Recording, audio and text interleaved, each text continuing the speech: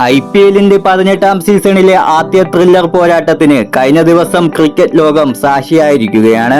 അവസാന ഓവറിൽ അവസാന വിക്കറ്റിലേക്ക് നീണ്ട ത്രസിപ്പിക്കുന്ന മത്സരത്തിൽ ഡൽഹി ക്യാപിറ്റൽസ് ആണ് വിജയം സ്വന്തമാക്കിയത്. 210 റൺസിന്റെ വലിയ വിജയലക്ഷ്യം ചേസ് ചെയ്യവേ 7 റൺസ് എടുക്കുന്നതിനിടെ 3 വിക്കറ്റ് DC-ക്ക് നഷ്ടമായിരുന്നു. തുടർന്ന് 5-ന് 65 റൺസിലേക്ക് വീണ ശേഷമായിരുന്നു DC-യുടെ അതിശയിപ്പിക്കുന്ന തിരിച്ചുവരവ്. അസാധ്യമെന്ന് തോന്നിയ വിജയലക്ഷ്യം നേടിയെടുക്കാൻ അവരെ സഹായിച്ചത് ഫിനിഷിംഗിൽ ഒരിക്കൽ കൂടി കസറിയ അശുതോഷ് ശർമ്മയാണ്. നേരത്തെ പഞ്ചാബ് കിങ്സിനൊപ്പം ഈ റോളിൽ മിന്നിച്ച അദ്ദേഹം DC-ക്കൊപ്പവും ആദ്യ കളിയിൽ തന്നെ അത് ആവർത്തിക്കുകയായിരുന്നു.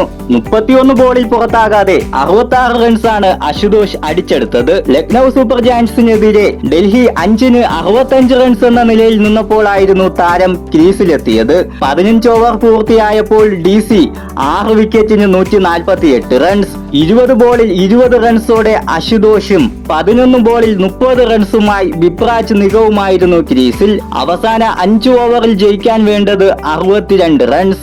16-ാം ഓവറിൽ അശുതോഷ് നിഗം സഖ്യം അടിച്ചെടുത്തത് 20 റൺസ്. അടുത്ത ഓവറിൽ ആദ്യ ബോളിൽ തന്നെ 15 ബോളിൽ 39 റൺസുമായി വിപ്രാജ് നിഗം പുറത്തായി. ആ ഓവറിൽ നേടാനായത് വെറും 3 റൺസാണ്. അടുത്ത ഓവറിലെ ആദ്യ ബോളിൽ 8-ാം വിക്കറ്റും വീണു. 2 റൺസ് എടുത്ത് സ്റ്റാർക്ക് പുറത്തായി. അവസാന ഓവറിൽ 1 വിക്കറ്റ് ബാക്കി നിൽക്കെ വേണ്ടത് 6 റൺസ് ആയിരുന്നു. ഓവറിലെ 2ാമത്തെ ബോളിൽ സിംഗിൾ എടുത്ത് മോഹിത് ശർമ്മ അശുതോഷിന് സ്ട്രൈക്ക് കൈമാറി. അടുത്ത ബോൾ സിക്സറിലേക്ക് പായിച്ച് DC-യെ ത്രില്ലിംഗ് വിജയത്തിലേക്ക് അശുതോഷ് ശർമ്മ എത്തിക്കുകയായിരുന്നു.